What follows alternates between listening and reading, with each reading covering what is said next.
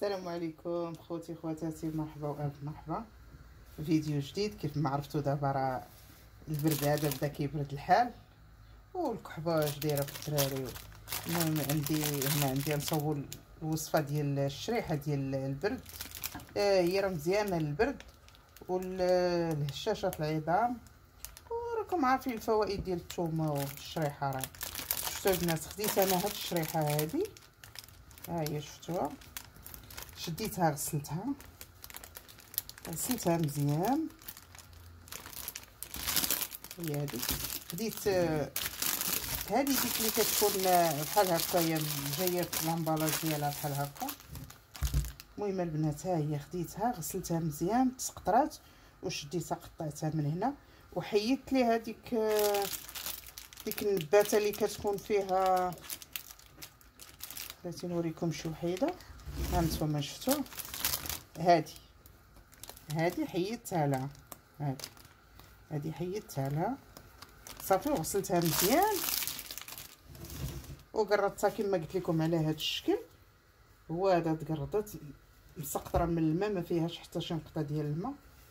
عندي الثومه، ها هي الثومه هي كيف ما شفتوا 3 طريوس، ولا يمكن لكم تنقصوا ديروا غير 2 طريوس، داكشي على حسب الثومه.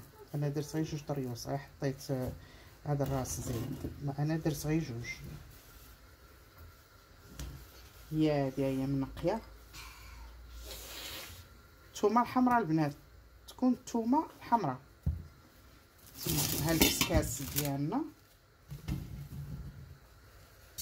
نتوما شفتوا، غنديرها هنا وغندير الثومه وسط منها صافي، وغادي نديها للبرمه، نغطي عليها بالغطايه ديالها حتى تفور ليا مزيان ونرجع معكم. هانتوما البنات كما شفتوا الشريحه ديالنا، هاهي عرفتوا طابت. هادي شي شريحه، هانتوما شفتوا الثومه طابت وهي طابت، شفتوا.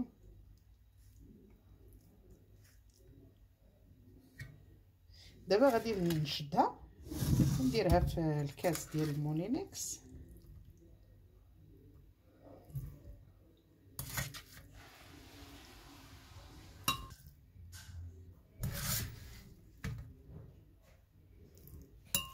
انتم اللي تبغيو طحنوها الزيت البلديه.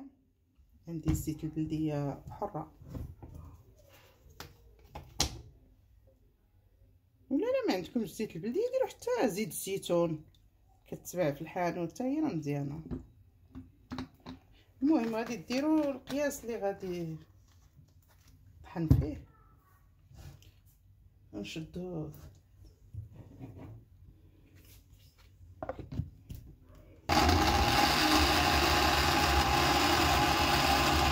غادي ندير لكم الصداع البنات ونطحن ونرجع معاكم.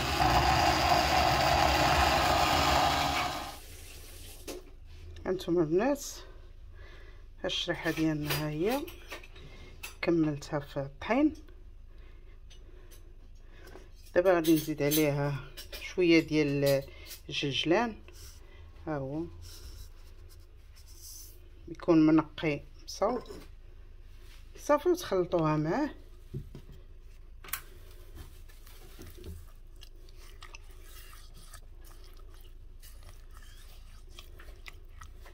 هاد الوصفه البنات كتجي زوينه حتى الهشاشه ديال العظام، البروده اللي كيضروا الظهر وكيضروه الركابي والمفاصل، راه زوينه اليوم البنات. غنديرها في هاد قرعه مغسوله معقمه، ها هي ما فيها حتى شي نقطه ديال الماء.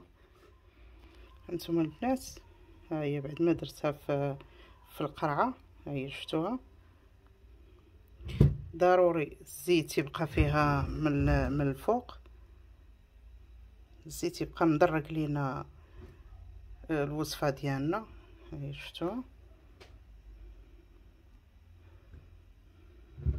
نتوما والفوائد ديال الجلجلان عرفتوا الفوائد ديالو راه زوينه، والثومه حتى هي راه مخيره. حتى الثومه حتى هي راه زوينه البنات. هي بالنسبه اللي عنده البرد في الصدر، ولا اللي عنده شي مشاكل ديال البروده ولا ديال الكحبه، تصوبوها وتحطوها في الدار لوليداتكم، والله يجيب الشفاء للجميع، والسلام عليكم.